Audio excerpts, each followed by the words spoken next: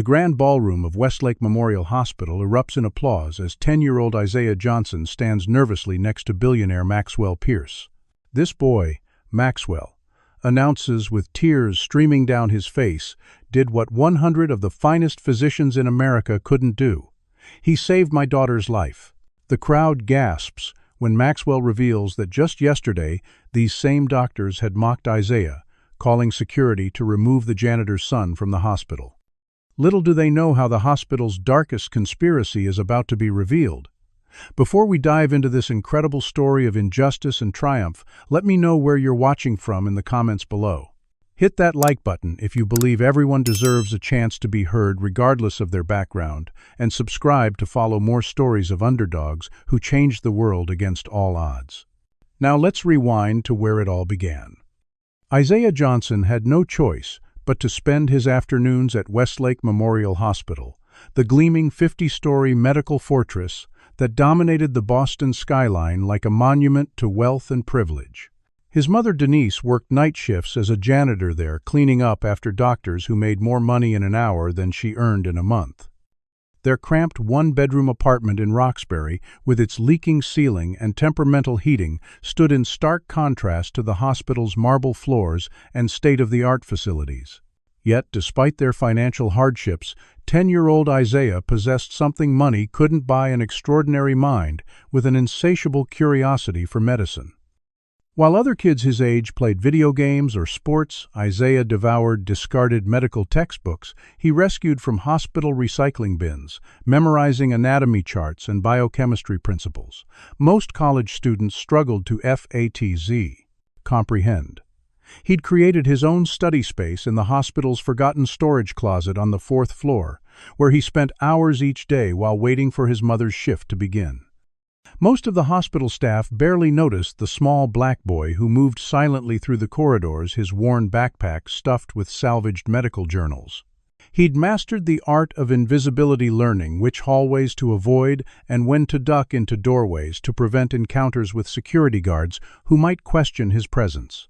Only Nurse Beverly Thomas, a kind-hearted woman in her 50s who had worked at Westlake for 20 years, recognized something special in Isaiah. "You've got a gift," she'd told him once after finding him accurately diagnosing a patient's condition based solely on the chart hanging outside their door. "But you need to stay invisible, child. Some people here don't like being shown up, especially by someone they think doesn't belong." Isaiah understood what she meant without her having to elaborate. He'd witnessed firsthand the stark differences in how patients were treated based on their skin color and financial status. The private wing's patients, predominantly white and wealthy, received immediate attention for the slightest discomfort, while in the general ward, black patients often waited hours for basic care, their pain complaints frequently dismissed or minimized. These observations became part of Isaiah's growing understanding of the world's inequities, lessons his mother reinforced during their late-night bus rides home. "The system wasn't built for people like us," Denise would say, her voice tired but determined. "But that doesn't mean we can't learn to navigate it." Isaiah's invisible routine changed the day 12-year-old Lily Pierce was admitted to the hospital's exclusive Platinum Wing.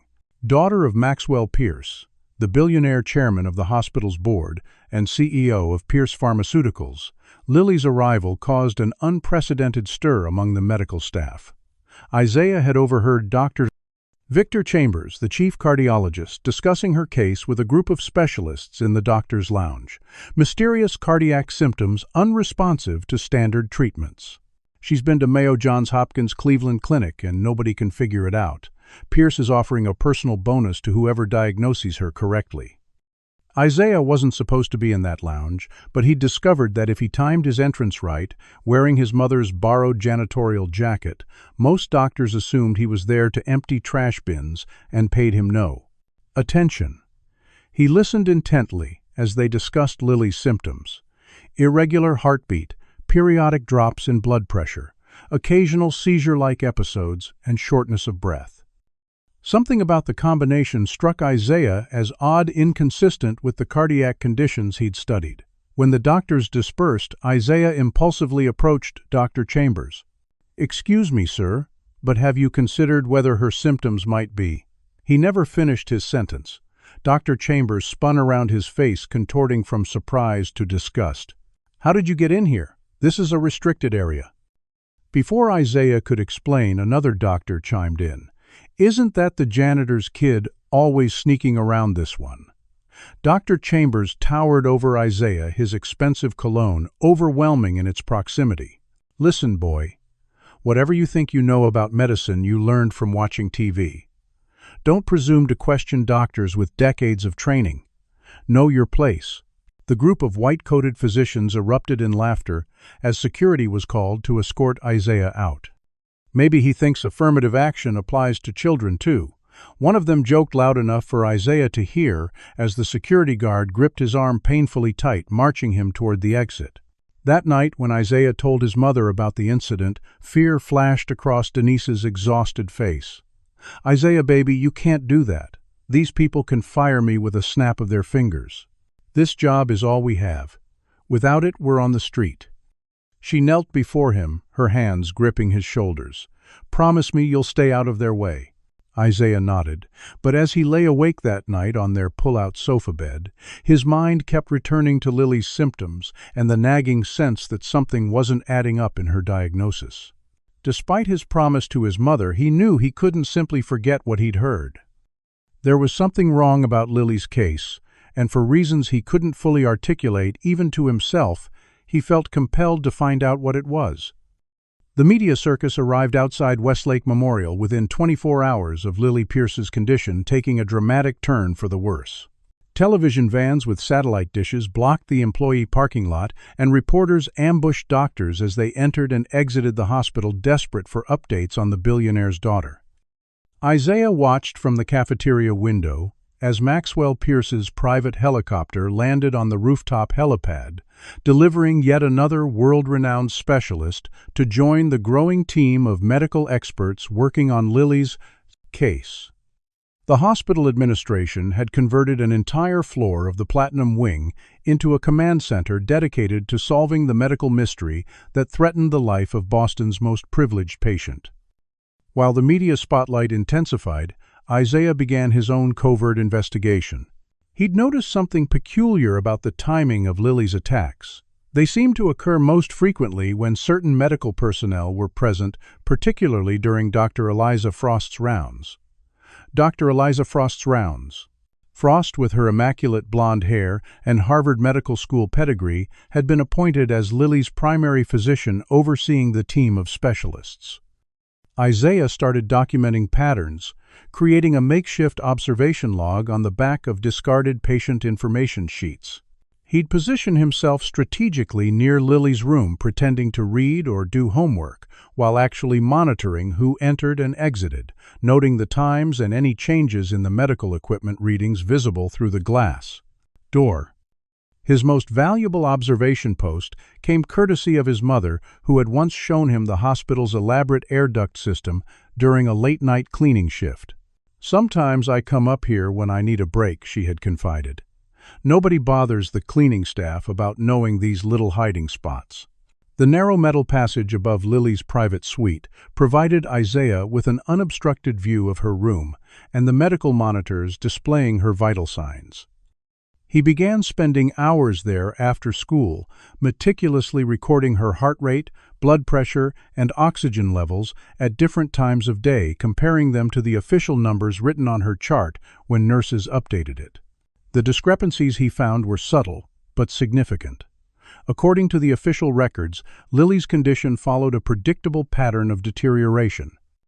But Isaiah's observations showed something different. Her vitals would be relatively stable until certain interventions occurred, particularly when Dr. Frost administered specific medications through Lily's foreline. On the third night of his secret surveillance, Isaiah witnessed something that confirmed his growing suspicions. Well past midnight, when the hospital corridors were nearly empty, Dr. Frost entered Lily's room, unaccompanied, unusual for a doctor of her status, who typically moved with an entourage of residents and nurses. She checked the hallway carefully before closing the door and drawing the privacy curtain partially around Lily's bed. From his concealed position, Isaiah watched as Dr. Frost removed a small vial from her lab coat pocket and extracted its contents with a syringe, which she then injected directly into Lily's foreport. Within minutes, the sleeping girl's heart monitor began showing irregular patterns and her breathing became labored. Dr. Frost pressed the emergency call button and stepped back, assuming the professional demeanor of a concerned physician as nurses rushed in to stabilize their patient. Isaiah's shock at witnessing this deliberate harm caused him to shift position slightly, creating a metallic scraping sound. Dr. Frost's head snapped up, her eyes scanning the ceiling. For a terrifying moment, Isaiah held his breath, certain he would be discovered.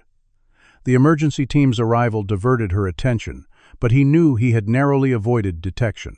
The following morning, Isaiah approached Nurse Beverly as she was organizing supplies in a quiet corner of the pediatric floor. "I need to tell you something important," he whispered, checking to ensure no one was within earshot.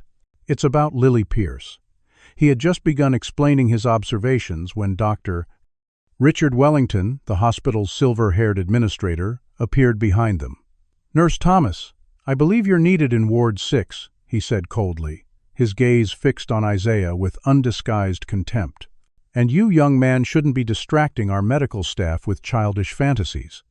After Beverly reluctantly departed, Dr. Wellington leaned closer to Isaiah.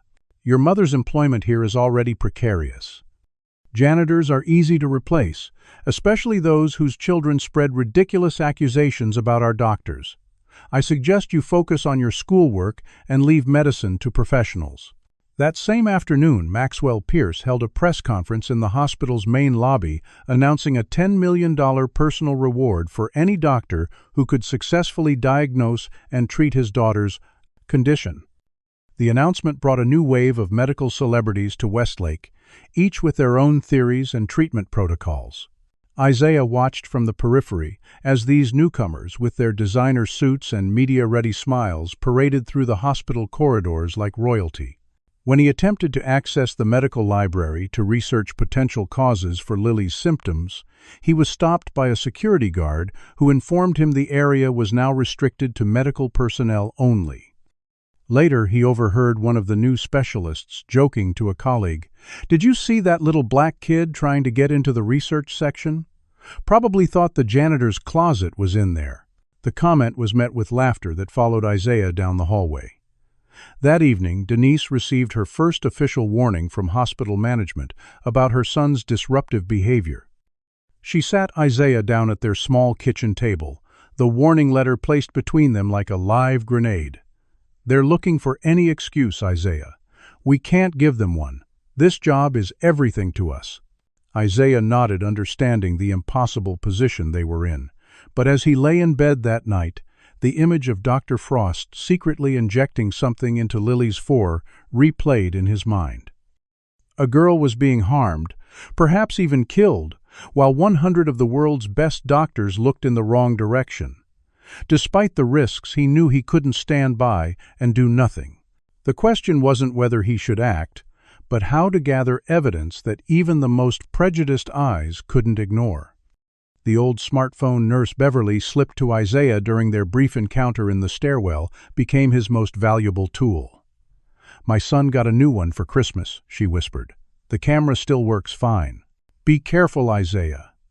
With this unexpected gift, Isaiah formulated a plan to document Dr. Frost's suspicious activities. He knew timing would be crucial. The night shift offered fewer staff members and less surveillance, but also greater risk if he was caught wandering the halls after visiting hours. He carefully positioned the phone inside an air vent, directly above Lily's bed, using his mother's cleaning supplies to secure it in place, and angling the lens to capture the IV stand and monitoring equipment. The first night yielded nothing unusual, but on the second night the camera caught Dr.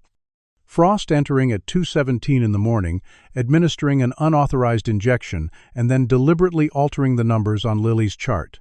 Meanwhile, the hospital atmosphere grew increasingly tense, as Maxwell Pierce's frustration mounted with each failed diagnosis. Isaiah witnessed him shouting at Dr. Wellington in the executive wing corridor, his voice carrying through the supposedly soundproof glass. "I've brought in the best minds in medicine, and you're telling me my daughter is getting worse. What kind of hospital are you running? The contrast between how the billionaire's demands were handled versus the dismissive treatment his mother received when requesting basic supplies for her work wasn't lost on Isaiah.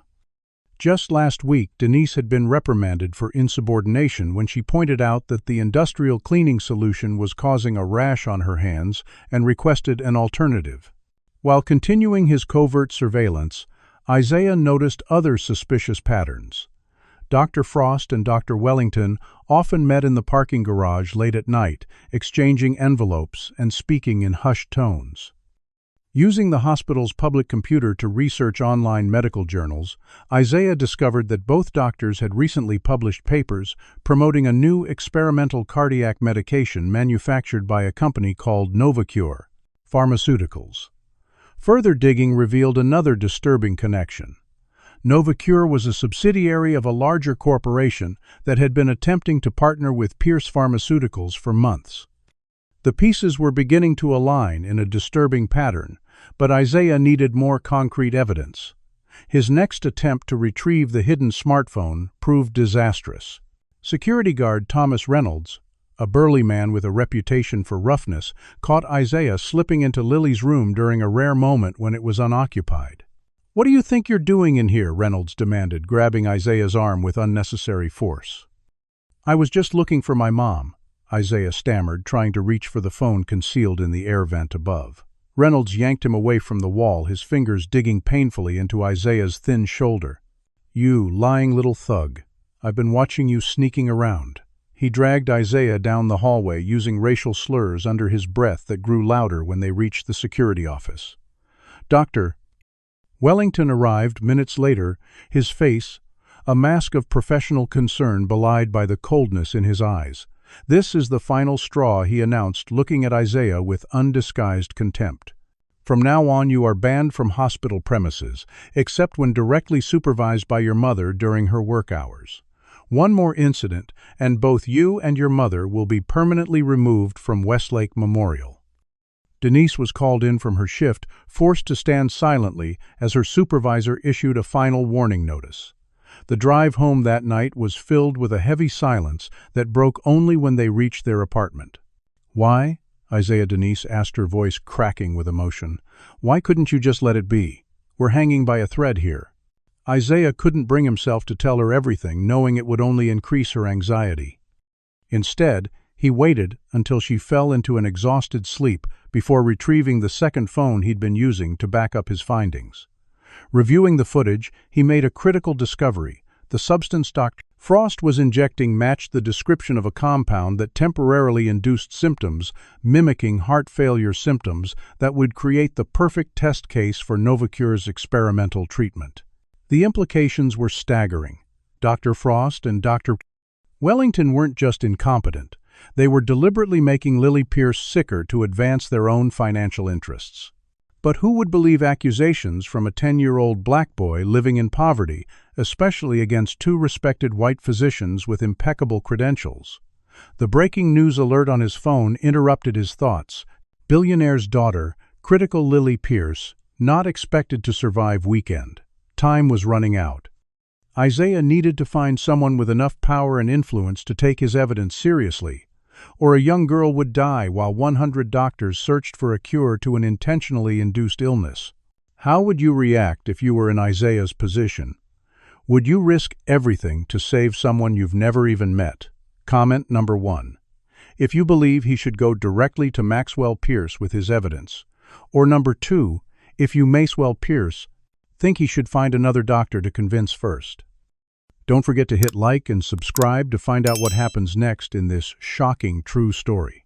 The real question is, in a system built on discrimination and prejudice, can a child with no power or privilege ever be heard before it's too late? The morning light cast long shadows across the hospital courtyard as Isaiah waited nervously outside the staff entrance, clutching his evidence folder. Nurse Beverly had arranged this meeting with Dr. James Wilson, the youngest cardiac specialist on Lily's case and the only doctor who had ever acknowledged Isaiah with even a simple nod in the hallway. 5 minutes, Beverly had promised. That's all I could get him to agree to. When Dr. Wilson emerged, coffee in hand. His expression was a mixture of curiosity and impatience. "This better be important, kid. I'm due in conference in 20 minutes. Isaiah spoke rapidly, outlining his observations, the pattern of Lily's symptoms, and the suspicious behavior of Dr. Frost. He opened his folder to show the meticulous charts he'd created, the timeline of episodes that correlated perfectly with Dr. Frost's private visits. Doctor. Wilson's expression shifted from dismissive to mildly intrigued as Isaiah explained his theory about induced symptoms. But when Isaiah mentioned the connection to Novacure Pharmaceuticals, the doctor's demeanor cooled noticeably. "That's quite an imagination you have," he said, handing back the folder without looking at the remaining evidence. "But complex cardiac conditions can present in ways that might seem suspicious to someone without medical training. What you're suggesting would be not only unethical but criminal. Dr. Frost is one of the most respected physicians in this hospital." Isaiah persisted, offering to show him the video evidence, but Dr. Wilson was already checking his watch. "Look, I appreciate your concern for the patient. That's admirable. But a 10-year-old simply can't understand the intricacies of advanced cardiology. Focus on your studies, and maybe someday you'll be in a position to make actual medical assessments." With that condescending pat on the shoulder, Isaiah's first attempt at finding an ally ended in failure. Undeterred, he spent the next day approaching other doctors on Lily's team, carefully selecting those who seemed less integrated into the hospital's established hierarchy. Each encounter followed a similar pattern: initial curiosity quickly replaced by skepticism, then outright dismissal once they realized the source of these accusations. "You're making dangerous claims about respected colleagues," warned one gray-haired specialist from Chicago. "Do your parents know what you're doing?" Another, a neurologist from Toronto, laughed outright at Isaiah's presentation. "Kid, I've been practicing medicine for 30 years. I think I'd recognize if someone was faking symptoms." The responses grew increasingly hostile as word spread about the janitor's son and his wild conspiracy theories. By afternoon, Isaiah was intercepted by hospital security before he could approach a newly arrived endocrinologist. "Dr. Wellington wants to see you," the guard announced, gripping Isaiah's arm tightly as he escorted him to the administration office. Dr. Wellington wasn't alone. The hospital's legal counsel sat beside him, along with the head of security and Dr. Frost herself, whose practiced smile didn't reach her cold eyes. "Young man, Doctor," Wellington began, his voice dripping with artificial concern, "it has come to our attention that you've been spreading extremely serious accusations against our medical staff. Do you understand that defamation is a punishable offense, that your actions could result in legal consequences for both you and your mother?" Isaiah stood his ground, though his heart hammered in his chest. "I have evidence," he insisted. "Lily Pierce is being made sick on purpose." Dr. Frost's smile tightened. "This is what happens when uneducated people get access to medical information they can't possibly comprehend." She turned to Dr. Wellington. "This child is clearly a disruptive influence in our hospital. His presence is affecting our ability to care for patients." The head of security nodded in agreement. "He's been warned repeatedly about unauthorized access to restricted areas." Dr. Wellington leaned forward, hands clasped on his desk. "We've been more than patient with your behavior, but this crosses a line. Security will escort you from the premises immediately. You are hereby banned from Westlake Memorial Hospital under any circumstances. Your mother will be informed that bringing you onto hospital property, even during her shifts, will result in immediate termination." As this meeting took place behind closed doors, Maxwell Pierce happened to be walking through the administration wing, distracted and haggard from his daughter's worsening condition. He glanced through the glass walls, noticing the small black child surrounded by hospital authorities, but was too preoccupied with the latest negative update on Lily's condition to investigate the situation. Later that afternoon, Denise was called into her supervisor's office. The ultimatum was simple and brutal: control her son or lose her position. That night in their small apartment, Denise broke down completely for the first time in Isaiah's memory. "We're 3 months behind on rent," she revealed, tears streaming down her face. "My job at Westlake is the only thing keeping a roof over our heads. Do you understand what happens if I lose it?" We have no family to take us and no savings. Nothing. She gripped Isaiah's hands, her eyes pleading. Whatever you think is happening with that rich man's daughter, you have to let it go. The world isn't fair, Isaiah. People like us don't get to be heroes. We just try to survive. Seeing his strong, resilient mother reduced to such desperation shook Isaiah to his core. He promised her that night that he would stop his investigation, that he would focus on school and stay away from the hospital except when absolutely necessary. Denise hugged him tightly, relief washing over her exhausted face. But after she fell asleep, Isaiah returned to his research, unable to abandon Lily to her fate. Using the public library's computer the next day, he dug deeper into Novacure Pharmaceuticals and discovered financial records showing that both Dr. Wellington and Dr. Tyder Frost had recently purchased substantial stock options in the company. Further research uncovered a disturbing pattern. Novacure had been involved in several promising clinical trials that had accelerated after unexplained patient emergencies created urgent demand for their experimental treatments. Isaiah realized with growing horror that Lily wasn't the first victim of this scheme, just the most high-profile one. With renewed determination, Isaiah attempted to access Westlake's patient records to find evidence of other suspicious cases that might establish a pattern. Using his mother's employee ID number and a password he'd memorized after watching her log in, he managed to access the hospital's database from a computer in an unused administrative office. He had just begun searching through recent cardiac patient histories when the door opened and security guard Reynolds caught him red-handed. This time there was no pretense of professional conduct. Reynolds physically dragged Isaiah from the chair, calling him racial slurs that echoed down the hallway. "I knew you were trouble the moment I laid eyes on you," he snarled, shoving Isaiah toward the exit with such force that the boy stumbled and fell against a wall. "Your kind always thinks the rules don't apply to them." Isaiah was marched out of the hospital and warned that if he returned he would be arrested for trespassing. As the glass doors closed behind him, he could see Reynolds on the phone, undoubtedly reporting the incident to hospital administration. By the time Isaiah reached home, the message light on their answering machine was blinking. His mother had been suspended without pay pending a disciplinary review. The precarious thread holding their lives together had finally snapped. The eviction notice arrived the same day as Denise's suspension letter. The landlord's patience exhausted after months of partial payments and promises. They had 48 hours to vacate the premises or face forcible removal. With nowhere else to go and no money for a security deposit on a new apartment, Denise and Isaiah packed their essential belongings into their aging Toyota Corolla, which now would serve as both transportation and shelter. "You always wanted to go camping," Denise said, with forced lightness as they arranged blankets across the back seat, creating a makeshift bed they would have to share. The attempt at humor fell flat against the grim reality of their situation. As they drove away from the only home Isaiah had known for the past 3 years, the weight of responsibility crushed down on his young shoulders. His mother's words from the night before replayed in his mind.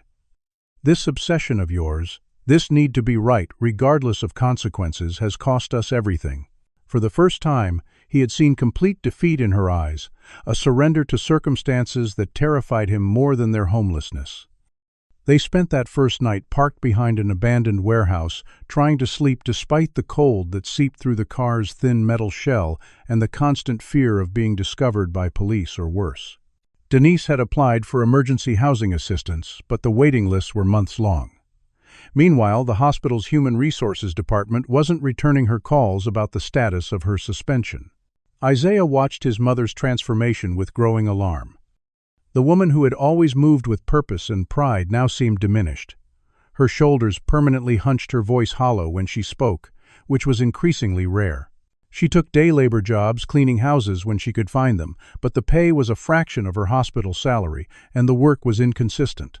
Isaiah's school was now a 40-minute drive away, consuming precious gasoline they could barely afford, but Denise insisted he continue attending. "Education is your only way out," she reminded him, though the words sounded more like a desperate prayer than the confident assertion it had once been. During these difficult days, media coverage of Lily Pierce's condition intensified. Local news stations reported that the billionaire's daughter had been moved to intensive care with specialists from as far away as Tokyo and Berlin flying in to consult on her case. Maxwell Pierce had increased his reward to $50 million for anyone who could save his child, a sum so astronomical it had created a feeding frenzy among medical professionals eager for both the money and the career-making prestige of solving medicine's most high-profile mystery. Isaiah tried repeatedly to contact the hospital by phone using public booths outside grocery stores and libraries. Each time, he was either hung up on immediately or transferred to voicemail boxes that were never answered. When he attempted to approach reporters camped outside Westlake Memorial, they shooed him away with irritated dismissals. "Beat it, kid. We're working here. This isn't a place for children. Go find somewhere else to play." In a final desperate attempt, Isaiah tried to enter the hospital through the service entrance his mother had often used, hoping to find Nurse Beverly or any ally who might listen. He had only made it a few steps inside when security guard Reynolds spotted him. What happened next left Isaiah with a split lip, a bruised cheek, and a warning that still rang in his ears hours later. "Next time I catch you trespassing, you won't be walking away. That's a promise." Reynolds had used his position of authority to physically assault a child, confident that no one would believe or defend the janitor's son against his word. The truth of his mother's harsh lessons about justice and privilege had never been more painfully clear. With nowhere else to turn, Isaiah spent hours at the public library, the only warm, safe place that didn't require money to enter. There, he continued researching Novacure pharmaceuticals, using the computers to dig through news archives and medical journals. What he discovered chilled him to the bone. Similar cases had occurred at hospitals in Seattle, Chicago, and Miami over the past 18 months. Young patients with mysterious symptoms that baffled doctors, deteriorating conditions that led to highly publicized medical efforts, and finally deaths that created emergency authorization for experimental treatments. In each case, Novacure's stock price had surged following the tragedy, and in each case, certain doctors associated with the patients had made substantial financial gains shortly afterward. The pattern was unmistakable to Isaiah, though he doubted anyone would connect these dots without the specific suspicions that had led to his investigation. The realization that Lily Pierce was likely intended to be the next victim in this scheme, that her death was probably already factored into Novacure's business projections, filled Isaiah with a cold fury that momentarily overpowered his despair. He had the evidence, the understanding, and even video proof of wrongdoing, yet remained completely powerless to intervene. That evening, as he and his mother prepared for another uncomfortable night in their car, parked this time behind a 24-hour laundromat where they'd used their precious quarters to wash their clothes, Isaiah reached the lowest point of his young life. Denise had retreated into silence again, curling up in the back seat and turning her face to the window without even eating the cheap fast food dinner he'd purchased with money from returning soda cans. The bright future his mother had always promised him seemed like a cruel fantasy now, as distant and unreachable as the stars barely visible through the city's light pollution. Yet, as he watched his mother's silent tears reflect the neon laundromat sign, something hardened within Isaiah. The system might be rigged against them, the odds impossibly stacked, but giving up meant accepting that Lily Pierce would die and other victims would follow. It meant surrendering to a world where truth meant nothing against power and privilege. In that moment of absolute desperation, Isaiah made his most dangerous decision. Yet he would bypass the hospital entirely and take his evidence directly to Maxwell Pierce himself. The billionaire, for all his privilege and power, was still a father watching his child suffer. If anyone had reason to listen, to consider even the most unlikely source of help, it would be him. The risk was enormous. If he failed, criminal trespassing charges would likely follow, destroying any hope of his mother regaining employment or stable housing. Yet doing nothing guaranteed another child's death and the continuation of a deadly conspiracy. With this resolution burning in his mind, Isaiah waited for his mother to fall into exhausted sleep before quietly exiting the car. He had exactly $4.75 in his pocket, just enough for bus fare to the luxury hotel where media reports indicated Maxwell Pierce was staying during his daughter's treatment. Whether this desperate gambit would end in triumph or disaster, Isaiah knew one thing: with absolute certainty by morning everything would change. The Westmont Grand Hotel towered above Boston's financial district, its glass exterior reflecting the morning sunlight like a monument to wealth and privilege. Isaiah stood across the street, painfully aware of his wrinkled clothes and the fact that he hadn't showered in 3 days. The gleaming revolving doors were guarded by uniformed staff who eyed anyone approaching with careful scrutiny, clearly trained to distinguish between those who belonged and those who didn't. His first attempt at entry was humiliatingly brief. "Excuse me, I need to speak with Mr. Maxwell Pierce." "It's about his daughter," Isaiah explained to the doorman, who looked down at him with barely concealed disdain. "Sure, kid, and I need to speak with the president about my tax plan," the man replied, smirking at his colleague. "Move along before I call the police." His second approach, through the service entrance in the back alley, ended with a kitchen manager threatening to have him arrested for trespassing. By midday, Isaiah had circled the hotel 6 times, growing increasingly desperate as he overheard conversations about Lily's deteriorating condition from hotel staff on their smoke breaks. "Pierce hasn't left the hospital in 36 hours, one bellhop told another. "They're saying the girl might not make it through the night." That news galvanized Isaiah into his most audacious plan yet. Observing the hotel's operations from a coffee shop across the street, he noticed the regular delivery of fresh flowers to the lobby. When the florist's van arrived for the afternoon delivery, Isaiah seized his opportunity. As the driver and his assistant unloaded multiple arrangements, Isaiah slipped behind a particularly large display intended for the main reception desk. Using the massive floral arrangement as cover, he managed to enter the hotel undetected, heart pounding so loudly he was certain everyone could hear it. Once inside, he abandoned his flowery shield and made directly for the bank of elevators, trying to project the confidence of someone who belonged. "Which floor is Mr. Pierce's suite?" he asked a housekeeper who entered the elevator alongside him, hoping his direct approach might suggest he was expected. The woman gave him a suspicious look. "The penthouse is restricted access. You need a key card." Before Isaiah could respond, the elevator stopped and a security guard entered. One glance at Isaiah's disheveled appearance was all it took. "ID, please," he demanded. When Isaiah couldn't produce one, he was promptly escorted back to the lobby and ejected onto the sidewalk with a warning not to return. Time was running out. News alerts on public screens around the city announced that Lily Pierce had fallen into a coma, with doctors giving her less than 24 hours to live without a breakthrough. In a last desperate attempt, Isaiah spent an hour composing a detailed letter on paper borrowed from the hotel's business center during a moment when the receptionist stepped away. He condensed his evidence theories and the connections he'd discovered between Novacure Dr. Frost and Dr. Prescian Wellington into 3 densely written pages, including information about where to find the video evidence he'd captured. With the completed letter folded in his pocket, he waited until the lobby became busy with the arrival of a wedding party, then slipped past the distracted staff and darted down a service corridor he'd identified earlier.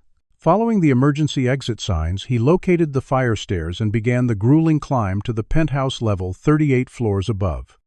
Out of breath and lightheaded from hunger and exertion, Isaiah reached the penthouse level only to find the stairwell door locked with a keycard reader. Frustrated but not defeated, he descended to the 37th floor, where the door opened into a plush corridor. A room service cart stood unattended outside one of the suites, and Isaiah quickly appropriated a hotel envelope from it, transferring his letter inside to create the appearance of official hotel correspondence. With this small disguise, he approached a housekeeper and explained that he needed to deliver an urgent message to Mr. Pierce in the penthouse. "Mr. Pierce."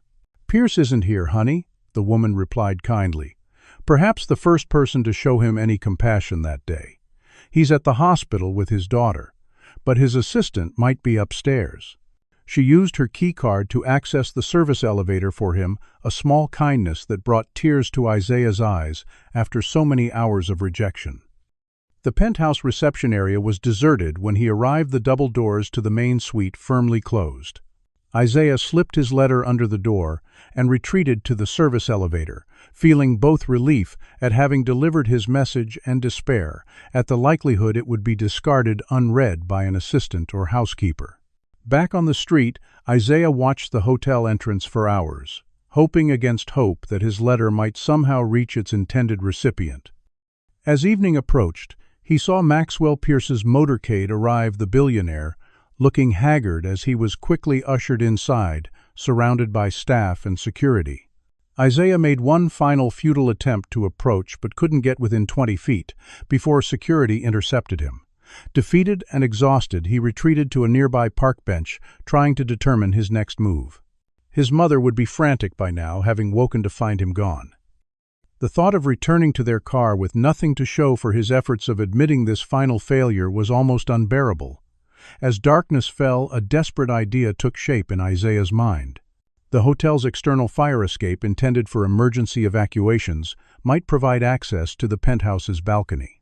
It was dangerous, possibly suicidal, and definitely illegal, but Isaiah had run out of both options and time. Under cover of darkness, he accessed the fire escape from an adjoining building's roof, carefully making his way across a narrow maintenance ledge that connected the structures. The wind at this height whipped through his thin jacket, and every metallic clang of his footsteps on the emergency stairs sent jolts of terror through his body. One slip would mean certain death, yet he continued climbing, driven by the knowledge that another child's life hung in the balance. When he finally reached the penthouse level, the balcony loomed just a few feet away across a dizzying gap. Isaiah took a deep breath, summoning every ounce of courage, and jumped. His hands caught the balcony railing, feet dangling over a 300-foot drop for a heart-stopping moment before he managed to pull himself up and over. He had barely regained his footing when the balcony doors flew open, flooding the space with light. Two security guards rushed forward, weapons drawn, shouting for him to get on the ground. Behind them stood Maxwell Pierce himself, still dressed in the suit he'd arrived in, a phone pressed to his ear. "Call the police," one guard instructed the other, roughly restraining Isaiah's arms behind his back. "Stop," Maxwell Pierce said, suddenly ending his call and stepping forward. Something about the small, terrified boy had caught his attention. "You're the kid from the hospital, aren't you? The one I saw in Wellington's office yesterday." Isaiah nodded, too frightened to speak. "And now you've scaled a skyscraper to break into my hotel room. That's either criminal insanity or desperate determination." He studied Isaiah for a long moment. "You have exactly 5 minutes to explain why I shouldn't have you arrested right now." The guards maintained their hold on Isaiah, but allowed him to face the Billionaire. "Your daughter is being poisoned, sir." Isaiah began, his voice steadier than he expected. "Dr. Frost is injecting her with a compound that mimics heart failure symptoms. They're creating a medical mystery that can only be solved by an experimental drug from Novacure Pharmaceuticals. Dr. Wellington and Dr. Frost own stock in the company. They've done this before at other hospitals." He spoke rapidly, conscious of his limited time, explaining the patterns he'd observed, the connections he'd uncovered, and the video evidence he'd managed to capture. At first, Maxwell Pierce's expression remained skeptical, but as Isaiah detailed the specific timing of Lily's episodes and the suspicious behavior of her doctors, doubt began to creep into the Billionaire's features. "That's quite an accusation from a child," he said when Isaiah finished. "Why should I believe you?" Over 100 of the world's top medical experts, Isaiah met his gaze directly. "Because they're looking for a disease that doesn't exist.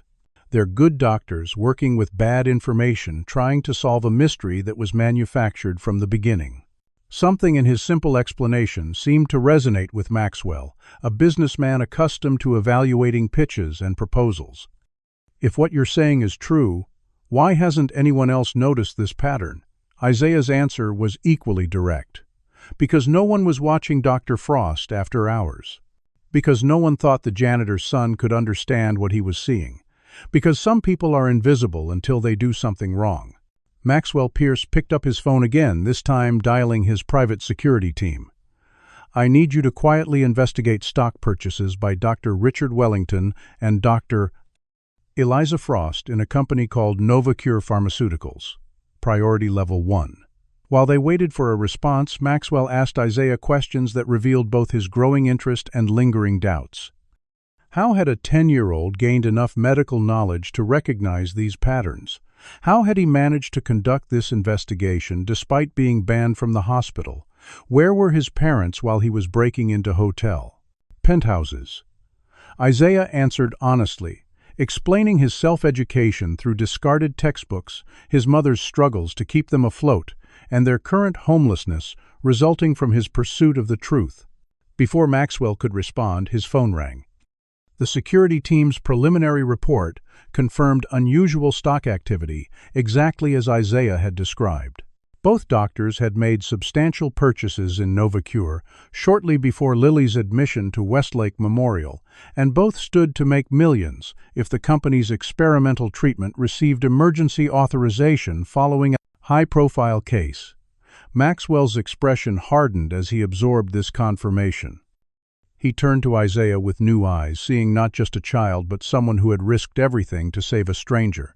Why, he asked simply. Why go to these lengths for someone you've never even met? Someone whose father represents everything your mother probably taught you to resent. Isaiah's answer came from the heart. Because no one deserved to listen to me, but everyone deserves to live. The simplicity and moral clarity of this statement seemed to strike Maxwell Pierce with unexpected force. For several moments he said nothing, staring at the small, undernourished boy who had climbed 38 stories and risked arrest or worse to deliver a truth no one else had seen. Then, decision made, he turned to his security team. "Get the car ready. We're going to the hospital now." To Isaiah, he added, "If you're wrong about this, you'll face consequences for breaking into my room. If you're right—" He paused, seemingly unable to fully process the implications. "If you're right, we don't have a moment to lose." As they rode the elevator down to the waiting motorcade, Maxwell studied Isaiah with an unreadable expression. "You understand what you're risking here. This could either save my daughter or destroy what little you and your mother have left." Isaiah nodded, throat too dry to speak. The truth was worth any price, a lesson his mother had taught him long before he could articulate it. Have you ever risked everything for what you believed was right, even when everyone said you were wrong? Comment number 1, if you'd have the courage to stand up like Isaiah, or number 2, if you think he's taking too big a risk. Don't forget to like this video and subscribe to our channel for more incredible, true stories of ordinary people doing extraordinary things. As Maxwell Pierce's motorcade speeds toward Westlake Memorial Hospital, the real question remains, can a system built on power, privilege, and prejudice be forced to see the truth when it comes from the most unexpected source? The arrival of Maxwell Pierce's armored Bentley at Westlake Memorial's emergency entrance after midnight caused an immediate stir among the night staff. Security guards and administrators who had been dozing at their posts suddenly snapped to attention, their surprise, quickly turning to confusion when they saw Isaiah stepping out of the vehicle alongside the billionaire. "Mr. Pierce, welcome back, Doctor." Wellington's voice called out from across the lobby, his practiced smile faltering slightly at the sight of Isaiah. "We weren't expecting you until morning rounds." "Is everything all right?" Maxwell didn't break stride, his hand firmly guiding Isaiah forward. "Where is my daughter right now? Who's with her?" The unexpected question caught Dr. Wellington off guard. "Dr. Frost is monitoring her as always. Her condition is stable for the moment, though still critical." "Perfect," Maxwell replied with a coldness that made the administrator flinch. "We're going to her room immediately, and I don't want anyone alerting Dr. Frost that we're coming. Doctor."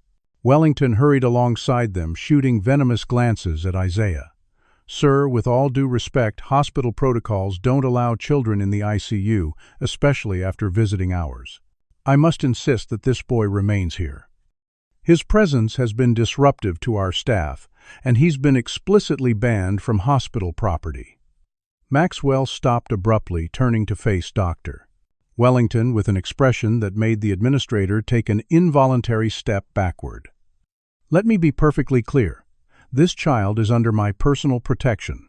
Anyone who attempts to separate him from me or impede his movement in any way will face immediate termination and potential criminal charges. Am I understood? The shocked silence that followed was broken only by the soft ding of the elevator arriving.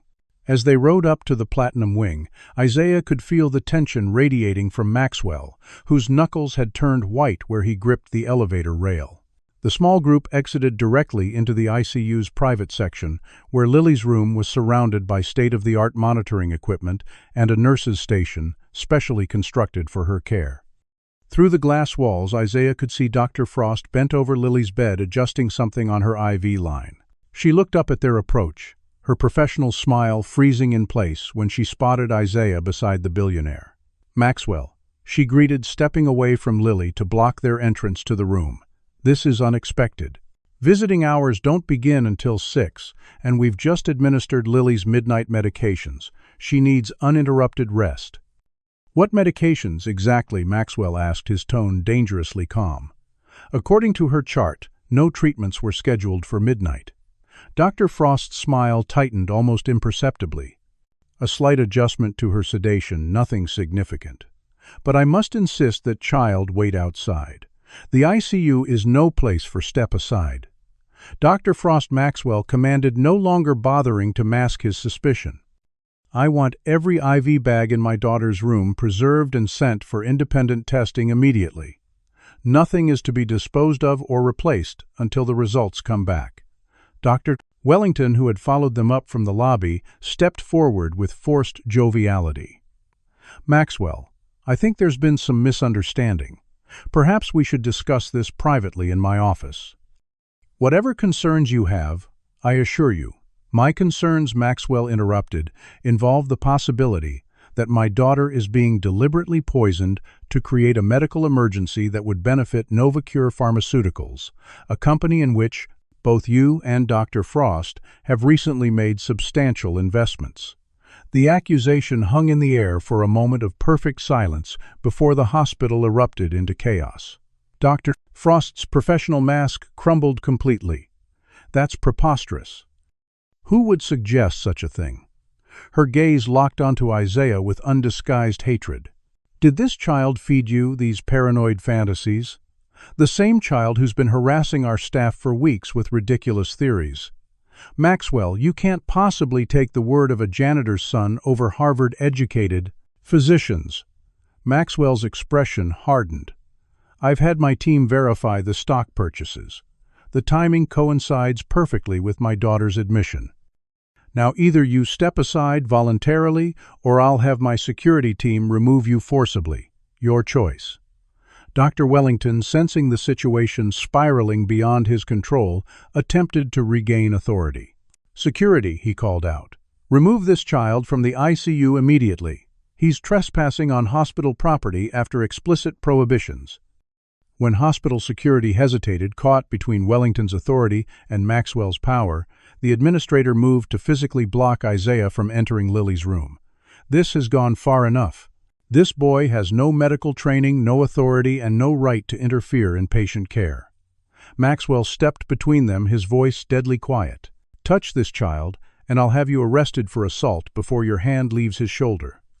As of this moment, Isaiah Johnson is under my legal protection as a special patient advocate for my daughter.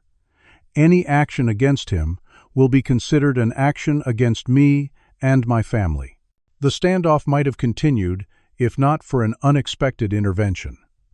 Dr.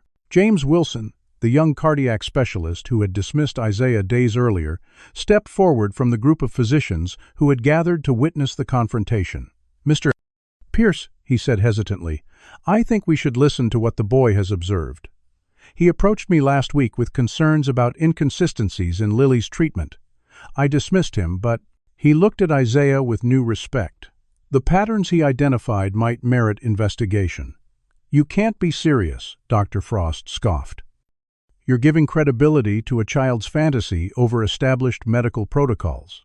Fantasy doesn't explain why Lily's symptoms appear most severely after your private visits," Isaiah said quietly, finding his voice. "Despite the intimidating surroundings, It doesn't explain why her chart shows different readings than the actual monitors during those times. It doesn't explain this. He pulled out his phone, showing the video he'd captured of Dr. Frost injecting an unidentified substance into Lily's fore in the middle of the night. The recording, though grainy, clearly showed the doctor checking to ensure she was unobserved before administering the injection, then deliberately altering the numbers on Lily's chart afterward. As the damning evidence played, Nurse Beverly emerged from behind a supply cart. "I've been keeping my own records of Lily's vitals," she announced, presenting a small notebook filled with meticulous recordings. "The official charts don't match the actual readings from the machines. I noticed the discrepancies, but didn't know what they meant until Isaiah pointed them out." Dr. Lover-Topter Wellington, seeing his carefully constructed scheme collapsing, made a desperate lunge for Isaiah's phone. "This is fabricated evidence. The boy clearly doctored this video to create a scandal." In his panic, he shoved Isaiah violently, sending the small boy crashing into a medical cart. "Get that filthy street rat out of my hospital," he shouted, racial slurs spilling from his lips in his moment of desperation. The physical assault on Isaiah, witnessed by dozens of staff members and caught on the hospital's security cameras, was the final evidence Maxwell needed. "Detain them both," he ordered his private security team, who moved quickly to restrain Dr. Wellington and Dr. Frost. "Preserve every medication vial, every IV bag, every syringe in my daughter's room. Nothing is to be touched or disposed of." To the hospital staff, who stood watching in shock, he announced, "I'm ordering independent testing of all substances administered to my daughter in the past 72 hours. Any staff member who interferes will be considered complicit in what may amount to attempted murder." While the security team secured the evidence and hospital administrators scrambled to manage the unfolding crisis, Isaiah approached Lily's bedside for the first time. The 12-year-old girl lay unnaturally still, her pale face contrasting sharply with the dark circles under her eyes. Looking at her monitoring equipment with the practiced eye he'd developed through years of self-education, Isaiah noticed something troubling in her current readings. "Her kidney function is declining," he observed, pointing to specific numbers on the display. "The compound they've been using can cause renal failure if it builds up in her system." One of the specialists from Germany stepped forward, examining the readings. "The boy is right. Her creatinine levels are dangerously elevated. We need to flush her system immediately." Isaiah suggested, his voice steady despite the chaos around him. "A combination of intravenous fluids, diuretics, and specific electrolyte replacement could accelerate the removal of the toxins before they cause permanent damage." The German doctor looked at Isaiah with astonishment. "That's precisely the protocol I would recommend." "How did you know?" Isaiah shrugged slightly. "I read about similar cases in medical journals. If Dr. Frost and Dr. Wellington were following the Novacure playbook, they'd use a compound that creates symptoms without immediate permanent damage. But over time, it accumulates in the renal system." Maxwell Pierce, who had been conferring with his legal team, returned to Lily's bedside in time to hear this exchange. "Do exactly as he suggests," he instructed the assembled specialists. "Isaiah's treatment protocol is now our primary approach." As the medical team mobilized to implement Isaiah's recommendations, preliminary results from the rush testing of Lily's 4 bags arrived. They confirmed the presence of a synthetic compound known to induce temporary cardiac distress while mimicking natural disease processes, exactly as Isaiah had theorized. The hospital erupted into further chaos as federal agents arrived, alerted by Maxwell's security team to the potential multi-state medical fraud and attempted murder charges. Dr. Wellington and Dr. Wellington Frost were taken into custody, while other doctors who had been peripherally involved began turning on each other, some attempting to flee the hospital before they could be questioned. Through it all, Isaiah remained by Lily's bedside, calmly suggesting adjustments to her treatment based on her changing vital signs. The specialists, initially skeptical of taking direction from a child, quickly recognized that his understanding of the specific poisoning agent exceeded their own and deferred to his guidance with growing respect. As dawn broke over Boston, illuminating the hospital room with soft golden light, Maxwell Pierce watched the small black boy who had risked everything to save a stranger's child. In that moment, he saw not just the brilliant mind that had unraveled a complex medical conspiracy, but the moral courage that had driven Isaiah to persist when every system and authority figure had tried to silence him.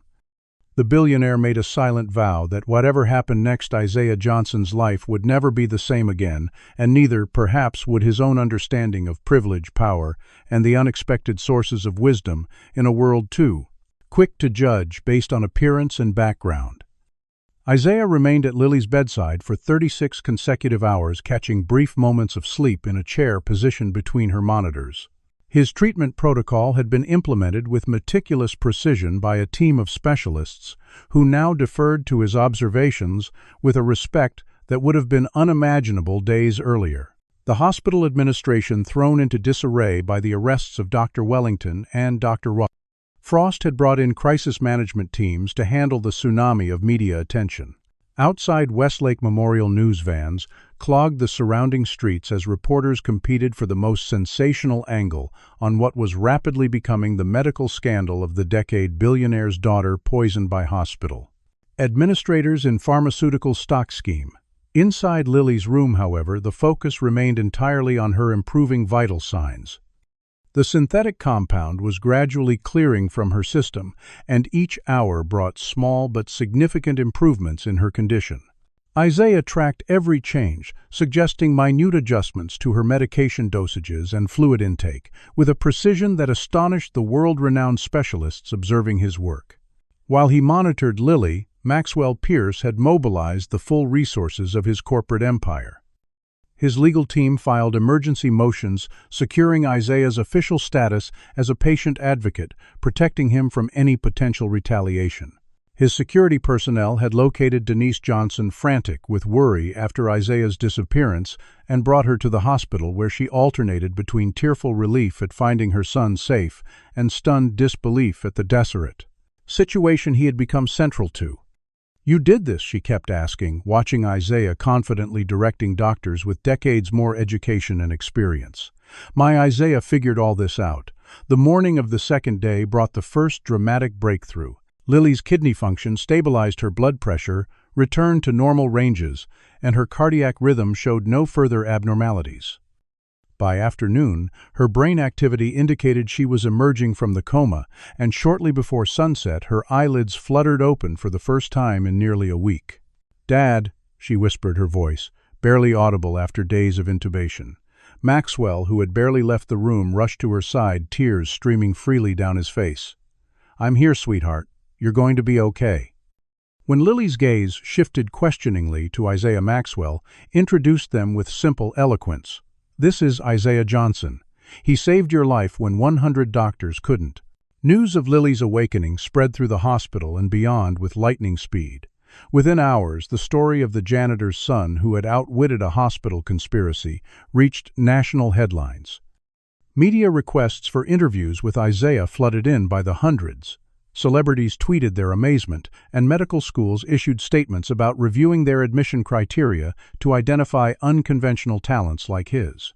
The FBI and FDA launched joint investigations into Novacure Pharmaceuticals, discovering a broader conspiracy involving dozens of doctors across multiple states. Records seized from Dr. Tanti Dakin. Wellington's office revealed that Lily's case was intended to be the most high-profile in a series of manufactured medical emergencies designed to fast-track approval for an experimental drug with questionable efficacy and dangerous side effects. Each previous case had resulted in patient deaths that were attributed to the mysterious conditions rather than the deliberate poisoning that had actually occurred. As federal investigators descended on Westlake Memorial, seizing records and interviewing staff, the hospital's carefully constructed hierarchy crumbled. Doctors who had mocked Isaiah or dismissed his concerns now faced uncomfortable questions about their potential complicity or negligence. Nurse Beverly was promoted to interim director of nursing after providing investigators with years of meticulous personal records documenting suspicious patterns she'd observed but had been afraid to report officially. Security guard Reynolds, whose assault on Isaiah had been captured by hospital cameras, was terminated and arrested on multiple charges. The public reaction to the story took on dimensions that no one, perhaps least of all Isaiah himself, had anticipated. While many hailed him as a hero, others questioned whether a 10-year-old could possibly have unraveled such a complex medical conspiracy without adult assistance. Online forums buzzed with conspiracy theories suggesting Isaiah had been coached or that the entire scenario had been fabricated for publicity. More disturbing were the openly racist attacks, suggesting that a black child from the projects couldn't possibly possess the intellectual capacity to understand advanced medicine, with some commentators suggesting he must have stolen the ideas from real doctors. Even as Isaiah received invitations to appear on national talk shows and offers of scholarships from prestigious institutions, hate mail and death threats arrived with equal frequency. The racial dimensions of the story became impossible to ignore, with commentators across the political spectrum using Isaiah's experience to advance various narratives about systemic racism in healthcare, education, and law enforcement. Through it all, Isaiah maintained a steadfast focus on Lily's recovery. While the world debated the broader implications of what had occurred, he continued refining her treatment plan, explaining complex medical concepts to her in terms she could understand, and gradually building a friendship with the girl whose life he had saved. 3 days after her awakening, Lily was strong enough to sit up in bed and have extended conversations. "Why did they want to hurt me?" she asked Isaiah, the innocent question, cutting through the political and legal complexities adults had wrapped around the situation. "They didn't start out wanting to hurt you specifically," Isaiah explained, sitting cross-legged at the foot of her bed. "They wanted money and recognition. They thought if they created a disease that only their medicine could cure, they'd become rich and famous. You were just convenient." Lily considered this with the directness only children can manage. "That's really stupid. If they were smart enough to be doctors, why weren't they smart enough to know they'd get caught?" Isaiah smiled slightly. "Sometimes smart people do dumb things, because they think being smart means they'll never get caught. They didn't count on anyone watching who didn't have anything to gain." While this friendship blossomed in the peaceful environment of Lily's recovery room, outside forces were reshaping the Johnson circumstances with dizzying speed. Denise was not only reinstated at Westlake Memorial, but offered the newly created position of operations director with a salary 5 times her previous earnings. The eviction notice against them was withdrawn after their landlord recognized them on television, suddenly claiming the whole thing had been a clerical error. Former teachers who had overlooked Isaiah's potential now gave interviews claiming they had always seen his extraordinary gifts, while neighbors who had previously ignored the struggling single mother and her quiet son now stopped Denise on the street to offer congratulations and support. Maxwell Pierce, having witnessed firsthand both Isaiah's brilliance and the systemic barriers that had nearly prevented him from exercising it, began formulating plans that went far beyond the simple reward he had initially considered appropriate. When Isaiah hesitantly mentioned his dream of becoming a doctor one day, Maxwell responded with characteristic decisiveness, not "one day, we start now. I'm establishing a special educational program with the finest tutors in the country. By the time you're 18, you'll have more medical knowledge than most practicing physicians." Yet despite these positive developments, Isaiah struggled with the jarring contrast between his previous invisibility and his new celebrity. In school, classmates who had ignored or bullied him now sought his friendship or asked for autographs. Teachers who had dismissed his questions as disruptive now encouraged him to speak up in class. The same system that had marginalized him because of his race and economic status now celebrated him as an exception, while continuing to overlook other children with similar potential but less dramatic stories. "It doesn't make sense," he confided to his mother one evening after declining yet another interview request. "Nothing about me has changed. I'm still the same person I was before all this happened. The only difference is that now people are willing to listen." Denise, navigating her own adjustment to their transformed circumstances, pulled her son close. "That's the hardest lesson, baby. The world doesn't see us for who we are until we do something they can't ignore. It's not fair, but knowing that truth gives you power they can't take away. As Lily's health continued to improve and the criminal investigations expanded, Isaiah found himself at the center of a cultural moment he had neither sought nor fully understood. He was simultaneously celebrated as a prodigy and criticized as a fraud, held up as a symbol of untapped potential in marginalized communities, and attacked by those threatened by what his story revealed about systemic inequality. Through it all, he maintained the same quiet determination that had driven him to climb 38 floors on a fire escape in the middle of the night, fueled by the simple conviction that truth mattered and human life was worth fighting for regardless of whose life it might be. 6 months after the events that transformed their lives, Isaiah stood beside his mother on the steps of the newly established Johnson Center for Medical Innovation, watching as Maxwell Pierce addressed the assembled crowd of journalists, medical professionals, and community members. The gleaming 10-story building, constructed in record time on what had previously been an abandoned lot in Roxbury, represented a $100 million investment in what Pierce now described as the future of medical education and discovery. Isaiah barely recognized himself in the poised, well-dressed boy reflected in the center's glass facade. The past months had been a whirlwind of change, intensive tutoring that accelerated his education far beyond grade-level meetings, with university officials developing a custom educational pathway and regular consultations on Lily's ongoing recovery. His mother, now the center's head of operations, stood beside him in a tailored suit that symbolized her own transformation from overlooked essential worker to respected healthcare executive. Maxwell Pierce concluded his remarks and gestured for Isaiah to join him at the podium. "This center represents more than a building or an institution," Maxwell continued as Isaiah took his place beside him.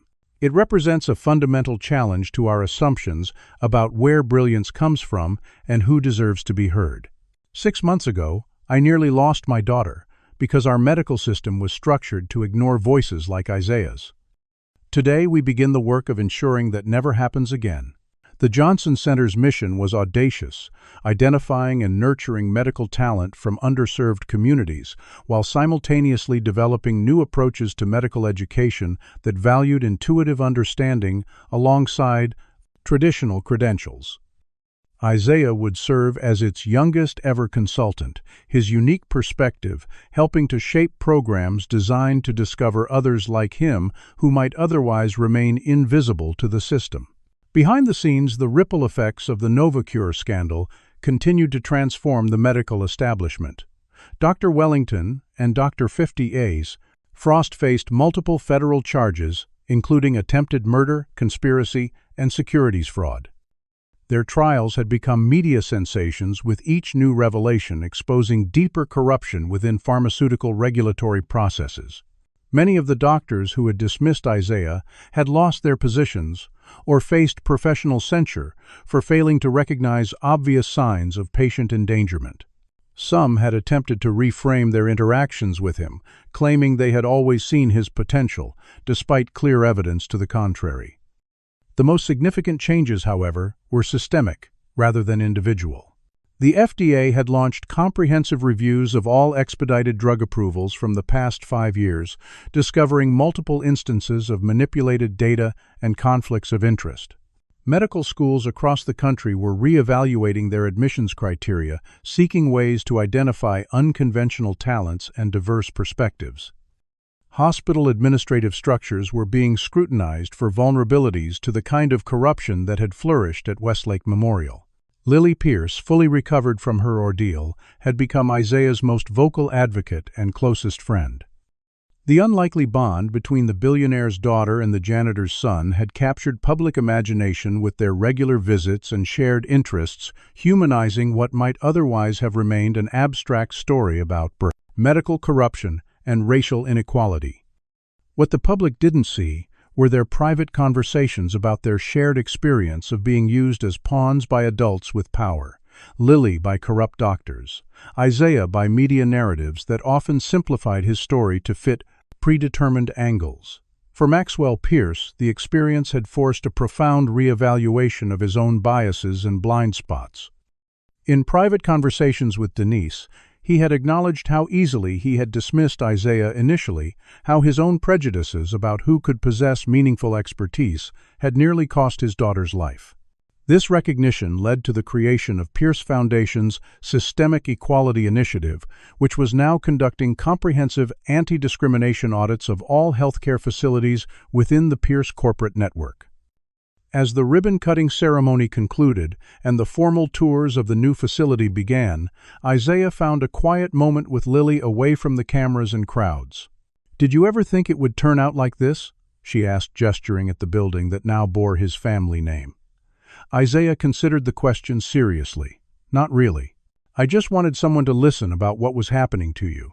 The rest of it, it's still hard to believe sometimes."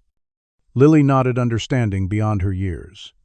"Dad says you could have asked for anything as a reward. A mansion, millions of dollars, anything.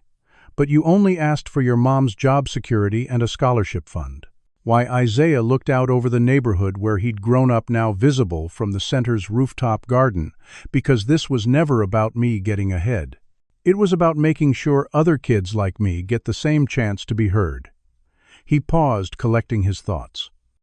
"Your dad offering money felt weird, like he was trying to pay me for saving your life. But this center means other kids won't have to climb fire escapes or get security called on them just to be taken seriously." As the sun began to set over Boston, casting long shadows across the city's mix of historic buildings and modern skyscrapers, Isaiah prepared to address a group of children from his old neighborhood who had been invited to the opening as special guests. These were the same children who had once known him simply as the quiet boy who read too much, now looking at him with a mixture of awe and uncertainty about how to relate to someone they'd seen on national television. They said I didn't belong in their hospital because of who I was and where I came from, he told them, speaking from the heart rather than the prepared remarks the PR team had suggested. Now they're studying my methods in medical schools across the country.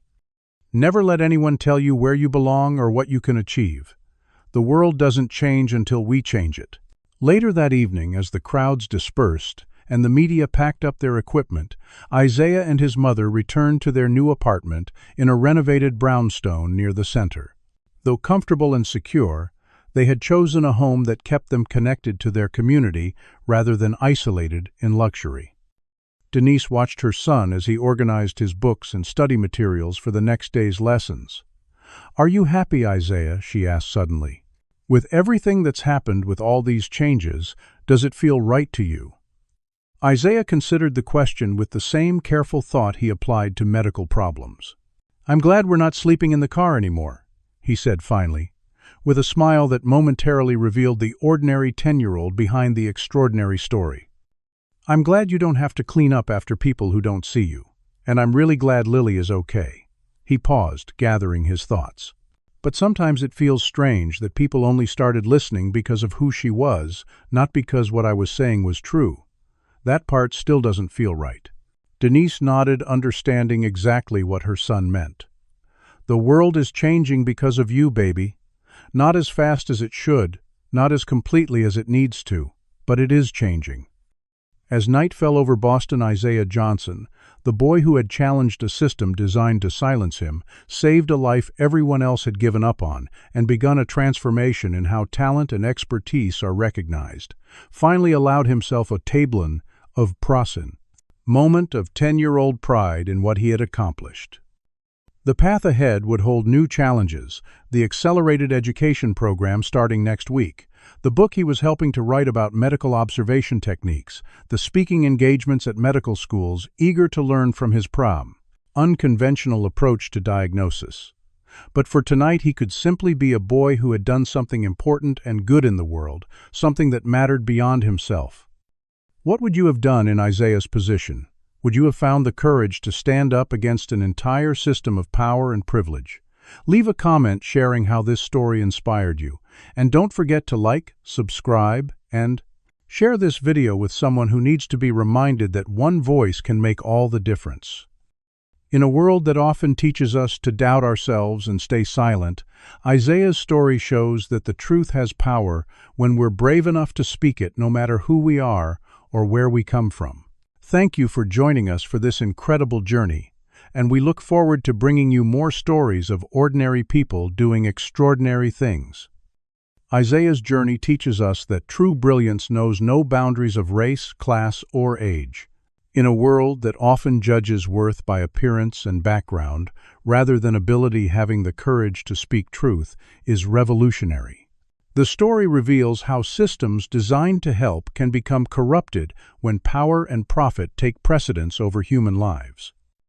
It shows the devastating impact of racism and prejudice in professional settings where dismissing voices based on skin color or social status can have life-threatening consequences.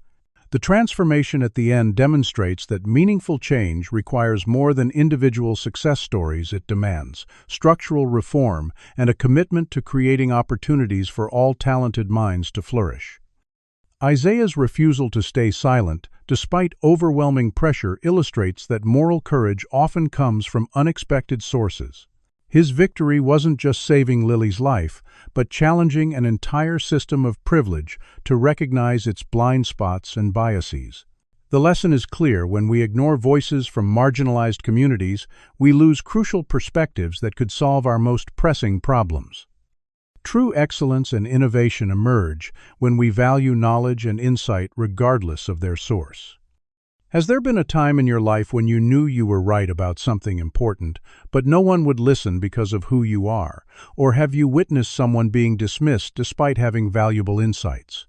Share your experience in the comments below. If you believe everyone deserves to be heard regardless of their background, hit that like button to spread this message. Do you know someone fighting against discrimination or prejudice in their professional field? This story might give them the courage to continue. Share it with them today. Subscribe to our channel for more powerful stories about ordinary people breaking through extraordinary barriers and making a difference. Thank you for joining us on Isaiah's journey from invisibility to impact. Remember, sometimes the most powerful act of resistance is refusing to be silenced when truth is at stake.